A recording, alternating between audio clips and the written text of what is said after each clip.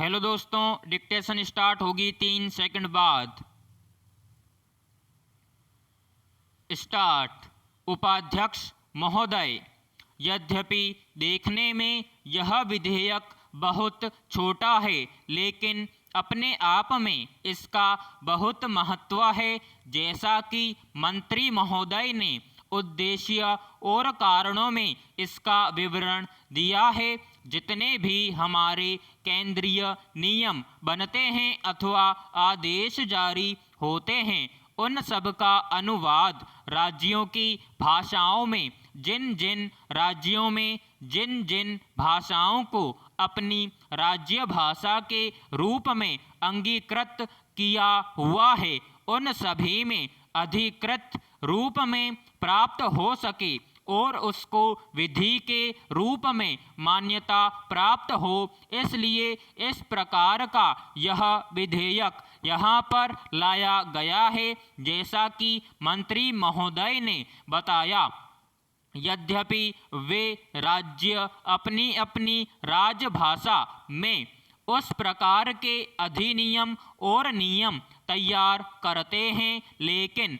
वे अधिकृत विधान माने नहीं जा सकते और हमारे द्वारा जो केंद्रीय अनुवाद होते हैं, उन अनुवादों को भी अगर इस तरह का विधेयक नहीं लाते हैं तो वह भी प्राधिकृत अनुवाद कहे जा सकें। इसके लिए यह विधेयक लाने की आवश्यकता पड़ी। मुझे अत्यंत आश्चर्य है कि हमारे संविधान के अनुच्छेद 8 में 15 भाषाओं का अधिकृत भाषाओं के रूप में मान्यता दी है, लेकिन वित्तीय ज्ञापन के पैराग्राफ 3 में उन्होंने बताया है कि भाषाओं में वह अनुवाद करेंगे। 4 भाषाएं उन्होंने छोड़ी हैं। मैं जानना चाहूँगा कि आखिर वह 4 भाषाएं जो छोड़ी हैं वह क्यों छोड़ी हैं, उनमें अनुवाद करने की आवश्यकता है या नहीं। यदि नहीं तो मंत्री महोदय बताए कि वह आवश्यकता क्यों नहीं है। पैराग्राफ।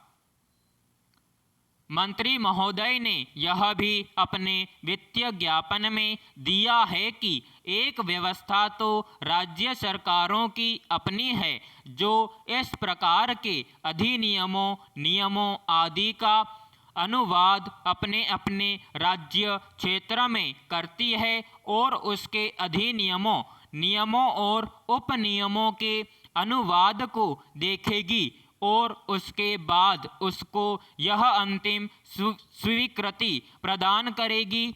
तो क्या इस प्रकार की व्यवस्था नहीं हो सकती जिसमें यह दोहरी व्यवस्था न हो कि राज्य में अलग और केंद्र में अलग हो? यदि हम केंद्रीय स्तर पर ही इस तरह के अनुवाद करें और केंद्रीय स्तर पर किए गए अनुवाद ही अधिकृत अनुवाद माने जाएं और फिर वह राज्यों को भेज दिए जाएं, तो मैं समझता हूं कि दोहरी व्यवस्था की आवश्यकता नहीं होगी कि राज्य सरकार अपने यहाँ पर करें और उसको आप ही अंतिम रूप दें। मंत्री महोदय, इसको भी स्पष्ट करने की कृपा करें। विराम समाप्त।